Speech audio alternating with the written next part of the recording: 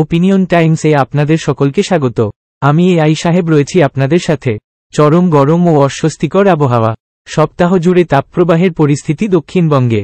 কলকাতায় 38 আর পশ্চিমের জেলাতে 40 পেরিয়ে যাবে পারদ, এমনটাই জানিয়েছে আবহাওয়া দফতর।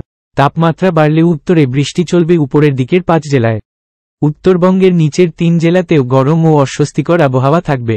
আবহাওয়া দফতরের সতর্কবার্তা, প্রয়োজন ছাড়া সকাল 11টা থেকে বিকেল 4টে পর্যন্ত রোদে না যেতে। কলকাতায় চলতি সপ্তাহের তাপমাত্রা ছুঁতে পারে 38 পেরিয়ে 39 ডিগ্রি সেলসিয়াসে।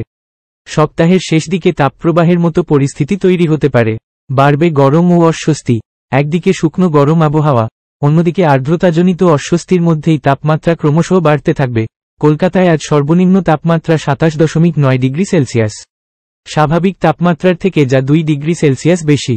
গতকাল রবিবার সর্বোচ্চ তাপমাত্রা ছিল 37.9 ডিগ্রি সেলসিয়াস, যা স্বাভাবিক তাপমাত্রার থেকে 2 ডিগ্রি সেলসিয়াস বেশি।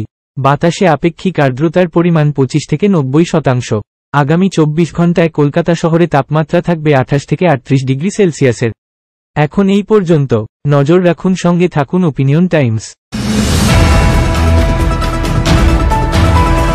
ওপিনিয়ন টাইমসে আপনাদের সকলকে স্বাগত। পশ্চিমবঙ্গে এই প্রথম বাংলা নিউজ পোর্টাল। আমি এআই দিয়াসিনী, আর আমার সাথে আছে আমি এআই আদিত্য। রাজনীতির ডান থেকে বামের সব খবর আমার সাথে। আমি এআই ঐশানী। খেলা থেকে বিনোদন, সঙ্গে থাকবে সেলিব্রিটিদের কুটকাচালির খবর। আমি এআই সিদ্ধার্থ। বাজার অর্থনীতি থেকে রাজনীতির ওঠাপড়া, কুর্সি বদলের সব খবর আমার সাথে।